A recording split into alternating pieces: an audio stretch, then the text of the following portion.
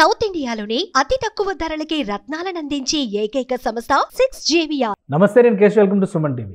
Global Telangana association founder and chairman Vishweshwar Reddy Kalvala మనతో పాటు ఉన్నారు. విశ్వేశ్వర్ రెడ్డి గారు నమస్కారం. నమస్కారం. ట్రంప్ అడ్మినిస్ట్రేషన్లో ఫస్ట్ నిర్ణయాలు 220 ఎగ్జిక్యూటివ్ ఆర్డర్స్ సైన్ చేశారు. అందులో కీలకమైన ఈ వరల్డ్ మొత్తాన్ని ఇంపాక్ట్ చూపించేవి కూడా ఉన్నాయి. WHOకి ఫండింగ్ ఆపేయాలి, అందులో నుంచి బయటకు వచ్చేయాలని డిసైడ్ చేశారు. అలానే కెనడాకి సంబంధించి, మెక్సికోకి సంబంధించినటువంటి ప్రోడక్ట్స్ పైన ట్యాక్సేషన్ పాలసీలను చేంజ్ చేస్తున్నారు.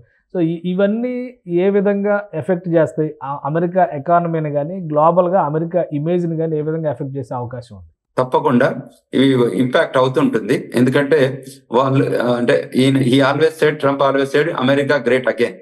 So in the interest of the America great again context లోనే ఎకనామిక్ పాలసీస్ ఏంటంటే లాస్ట్ 4 years లో ఎకనామిక్ గా ఇష్యూ ఉంటే మంచి పోస్ట్ పాండమిక్ రెసెషన్ ఉండడం వల్ల కొంచెం ఇబ్బంది ఎదుర్కొన్న మాట వాస్తవం. ఎందుకంటే అది గ్లోబల్ పాండమిక్ కాబట్టి ఎకనామిక్ ఇబ్బంది ఉండే. సో ఇప్పుడు ఆయన ఇక్కడ నుంచి బాగా ఫ్యూచర్ ఉండబోతుంది, ఎంప్లాయ్మెంట్ ఆపర్చునిటీస్ బాగా ఉండబోతున్నాయి, యుఎస్ బెస్ట్ ఇంట్రెస్ట్ అంటే బిజినెస్ ఇంట్రెస్ట్ లోనే పనిచేయబోతుంది అని చెప్పారు. తర్వాత కొన్ని ఈ డ్రగ్ కార్టెల్ గురించి కూడా సీరియస్ గా ఆయన మెసేజ్ ఇచ్చారు. అదేవిధంగా పనామా కెనాల్ గురించి కూడా వాళ్ళు మెసేజ్ ఇచ్చారు. మీ అందరూ విన్నారు కూడా దాని గురించి. సో అదేవిధంగా గ్లోబల్ వార్మింగ్ కానీ, గ్లోబల్ మైగ్రేషన్ ఇష్యూస్ కానివ్వండి, రకరకాల ఇష్యూస్ ఇంకా చాలా వాటి మీద ట్రంప్ అడ్మినిస్ట్రేషన్ మాత్రం చాలా సీరియస్ గా ఉన్నారు, స్ట్రిక్ట్ ఉన్నారు. అంటే ఏదైనా అమెరికన్ ఇంట్రెస్ట్ లో నేను పనిచేస్తాను, నాకు అంటే బయట కంట్రీస్ ఇంట్రెస్ట్ నాది కాదు, అమెరికన్ సిటిజన్స్ కి ఏదైతే బెస్ట్ కాబోతుందో దాని వైపే నేను పనిచేస్తానని చాలా క్లారిటీగా మెసేజ్ ఇచ్చారు. ఆ లైన్ లో తీసుకున్న కొన్ని నిర్ణయాలు గ్లోబల్లీ కొంచెం ఇంపాక్ట్ఫుల్ అనాలిసిస్ అవుతుంటుంది. ఫారిన్ కంట్రీ పాలసీ కానివ్వండి, ఎక్స్టర్నల్ అఫైర్స్ కానివ్వండి, పబ్లిక్ పాలసీలో కానివ్వండి, కొంచెం మళ్ళీ డిబేటబుల్ ఉంటుంది.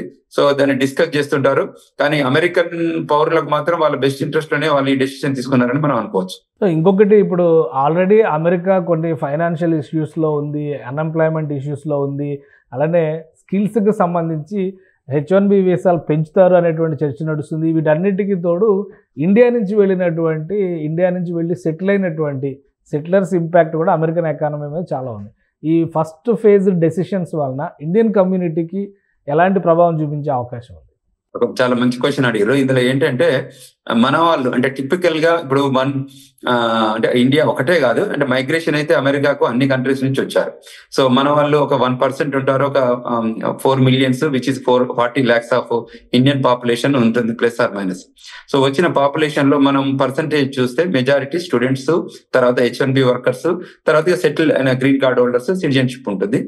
అంటే non immigrant workers, immigrant workers, అదే non immigration status, immigration status లో పార్టిసిపేట్ చేసేవారు ఉంటారు.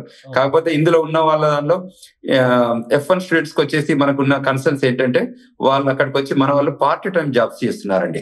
సో స్పెసిఫిక్ గా ఈ గ్యాస్ స్టేషన్లు, గ్రాసరీ స్టోర్లు, లిక్కర్ స్టోర్లు, ఏదో ఒకటి నేమ్ ఇట్ సమ్ ఆఫ్ దానిలో అనాథరైజ్డ్ వర్క్ చేస్తున్నారు.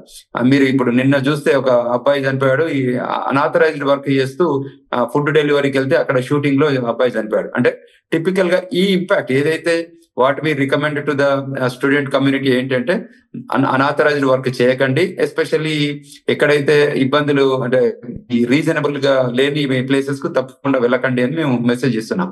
సో ఆ F1 స్టూడెంట్స్ లో ప్రాపర్ గా లోన్ తీసుకొని కానీ, ప్రాపర్ గా డిపాజిట్ చేసి కానీ, ప్రాపర్ గా డాక్యుమెంటేషన్ సబ్మిట్ చేసి కానీ వీసా రూపకంగా వస్తే ఇబ్బంది ఏం లేదు.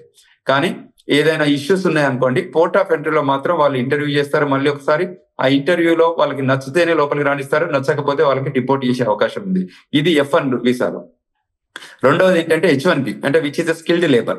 సో H1B ప్రోగ్రామ్ కూడా ఇది universal programme, it's not an India specific, but అందులో కూడా అన్ని రకాల సెక్టర్స్ ఉంటాయి. మనది ఐటీ సెక్టర్ అందులో భాగంగా.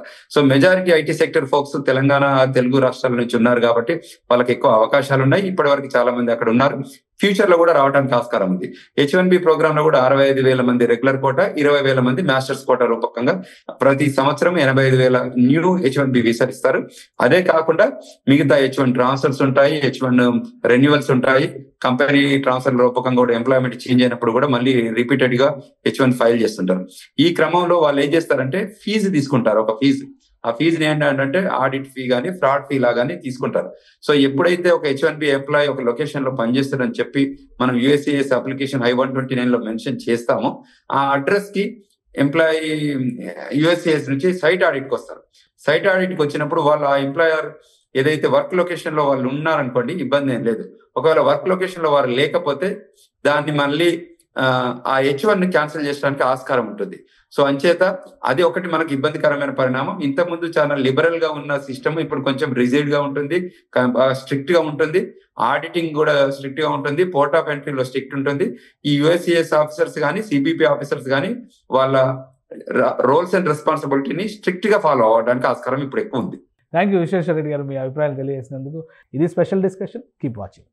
సుమన్ టీవీలో మీ పర్సనల్ అండ్ బిజినెస్ ప్రమోషన్స్ కోసం కింది నెంబర్కి కాంటాక్ట్ చేయండి.